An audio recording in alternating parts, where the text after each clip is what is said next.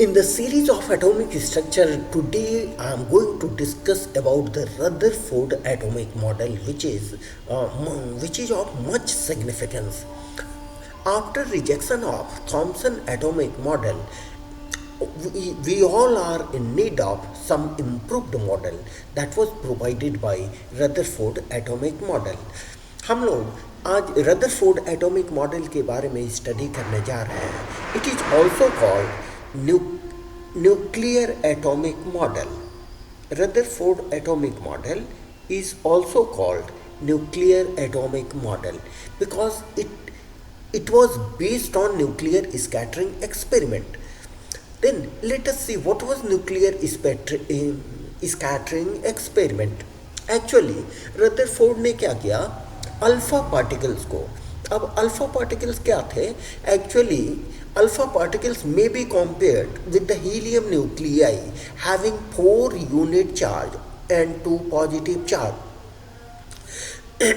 Alpha particle को हम helium nuclei से कंपेयर कर सकते हैं. तो हीलियम न्यूक्लियाई में भी 4 एटॉमिक मास यूनिट मास होते हैं और 2 पॉजिटिव चार्ज होते हैं. और अल्फा पार्टिकल में भी मास होता है 4 यूनिट और चार्ज होता है 2 यूनिट. ठीक है, that's why it can be compared with helium nuclei. तो एक्चुअली रदरफोर्ड साहब ने क्या किया था, highly energetic positively charged alpha particles को बॉम्बार्ड किया वेरी थिन गोल्ड फॉइल पर, और बहुत ही विचित्र स्ट्रेंज ऑब्जर्वेशंस और रिजल्ट्स उन्हें देखने को मिले. ठीक है, आइए इसको पॉइंट में देखा जाए. एक्सपेरिमेंट क्या किया था रदरफोर्ड साहब ने? Rutherford allowed to strike highly energetic positive charged particles on very thin gold foil and notice some strange observations and results. काफ़ी स्ट्रेंज विचित्र माने आश्चर्यचकित कर देने वाले रिजल्ट उसको मिले. कब?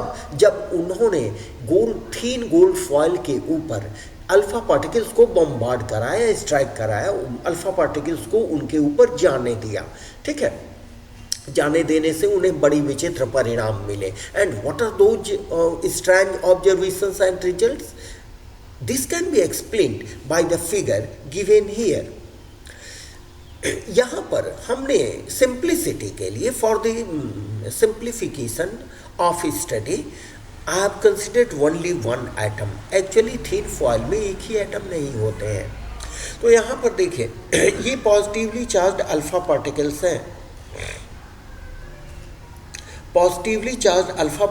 हैं. तो इनको जब स्ट्राइक कराया गया, सपोज करें दिस इज एटम पर जाने दिया गया, तो हमने क्या पाया कि मैक्सिमम अल्फा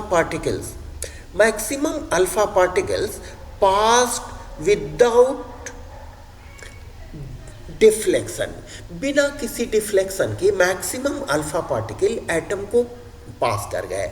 इससे क्या मालूम होता है कि इस एटम का जो अधिकांश भाग है, the most part of the atom is vacant. ठीक है, कुछ जो rays near which is passing near the central part of the atom के सेंट्रल पार्ट से जो पास किए, उनमें माइनर डिफ्लेक्टेड अल्फा पार्टिकल्स, इनमें माइनर डिफ्लेक्शन हुआ. इसका कारण क्या हो सकता है? इसका कारण ये हो सकता है कि these are positively charged alpha particles. When they allowed to pass through a similar charge, they will probably or they will definitely experience some repulsion which makes them minorly deflected from their path. जब ये positively charge particle किसी दूसरे positively charge particle के नज़दीक से निकलेंगे, this is positively charge particle, दूसरे positively charge particle के साथ निकलेंगे, तो व्हाट विल हैपन? यहां पर क्या होगा, यहां पर हम देखेंगे कि इसमें थोड़ा सा रिपल्सन होता है जिसके कारण ये डेविएट हो जाते हैं, जबकि बहुत कम रेज वैसी थी। अबाउट मेजर डिफ्लेक्शन किस में हुआ, अबाउट 1 in 2000, करीब करीब 20,000 में एक किरण वैसी थी जो डिफ्लेक्ट हुई। इससे कंक्लूजन क्या निकला कि इसका जो सेंट्रल पार्ट है, that central part is definitely very tiny massive positively charged body. ठीक है, इसी के आधार पर इस ऑब्जर्वेशंस को हमने पॉइंट वाइज कलेक्ट किया है। लेट अस सी। देखिए, most of the alpha particles passed through gold foil without any deflection, indicating that maximum space of atom is vacant. इससे ये इंडिकेट होता है कि एटम का मैक्सिमम स्पेस वैकेंट है।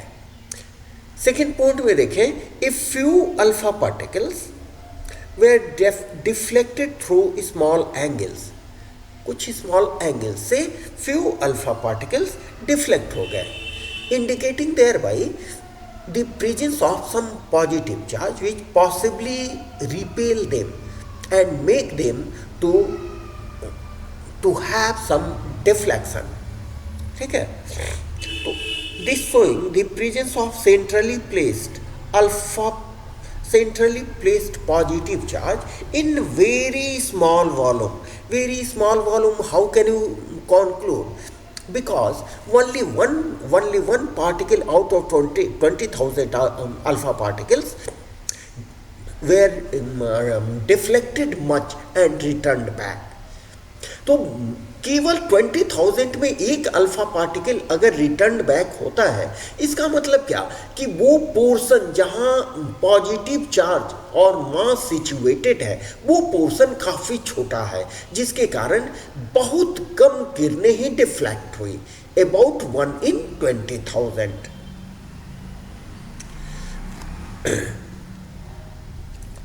नेक्स्ट देखें, that point is written here, यहाँ पर about 1 in 20,000 trees return back, indicating the presence of teeny massive and positively charged central part called nucleus.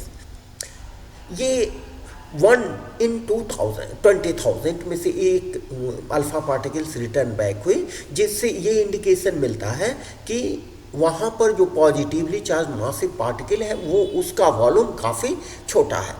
And experimentally it has been found that the radius of atom का जो radius पाया गया है, radius of atom is found to be 10⁻⁻10 metre,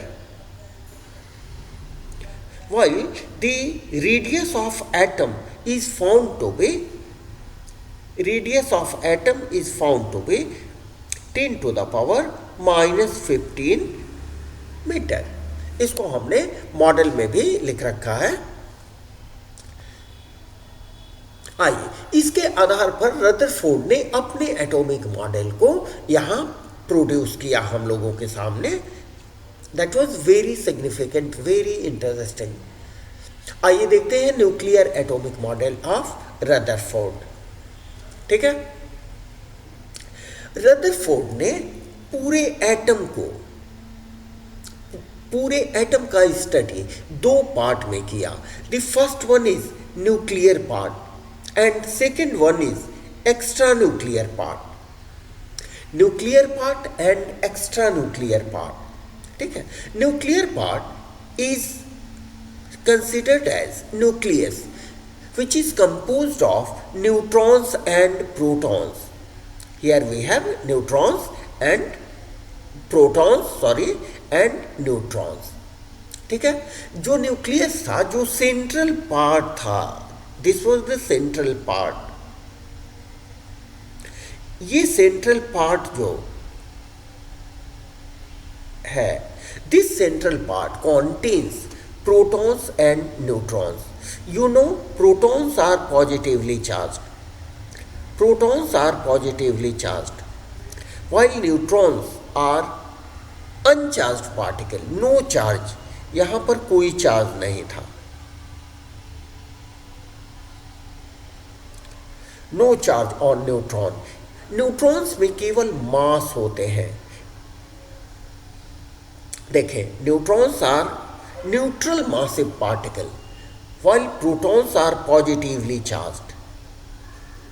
ठीक है, अब देखें, चूंकि जो भी मास होता है, एटम्स का मास होता है basically bye protons and neutrons, hence it was suggested that the entire mass of any atom, किसी एटम का जो मास होता है वो इसके न्यूक्लियस में प्रेजेंट होता है। इसको हमने यहाँ लिख रखा है, देखिए यहाँ जो प्रोटॉन्स और न्यूट्रॉन्स हैं, protons and neutrons are responsible for almost entire mass of the atom. Atom के इंटायर मास के लिए रिस्पॉन्सिबल हैं ये प्रोटॉन्स और न्यूट्रॉन्स। ठीक है, अब यहां पर डायमेंशन हम लोगों ने देख लिया। ये डायमेंशन है रेडियस ऑफ एटम का, that is 10 to the power minus 10 meter, while dimension of nucleus हमने वहाँ लिख दिया है, dimension of nucleus is 10 to the power minus 15 metre. Nucleus का dimension 10 to the power minus 15 metre होता है। इससे अंदाजा लगाया जा सकता है कि nucleus is very very tiny in nature as compare to total atom. Let us say extra nuclear part, ये जो एक्स्ट्रा न्यूक्लियर पार्ट था ये मैक्सिमम स्पेस इसका वैकेंट था। It is extra nuclear part having maximum vacant space था। देखिए empty space. अब इस एम्प्टी स्पेसेस में क्या था, हैविंग क्लोज्ड सर्कुलर पाथ, जिसको हमने ऑर्बिट कहा, और इसी ऑर्बिट पर इलेक्ट्रॉन मूव करते हैं, ऑन विच इलेक्ट्रॉन्स रिवॉल्व करते हैं, इलेक्ट्रॉन्स मूव करते हैं। तो यहां पर भी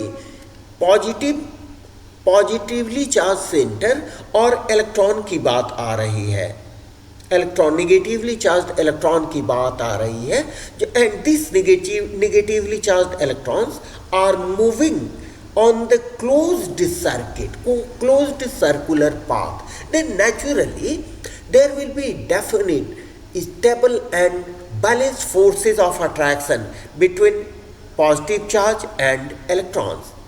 इलेक्ट्रॉन्स और पॉजिटिव चार्ज के बीच निश्चित रूप से एक stable and balanced forces of attraction होगा, under balanced forces of attraction electrons revolve around the nucleus in an atom.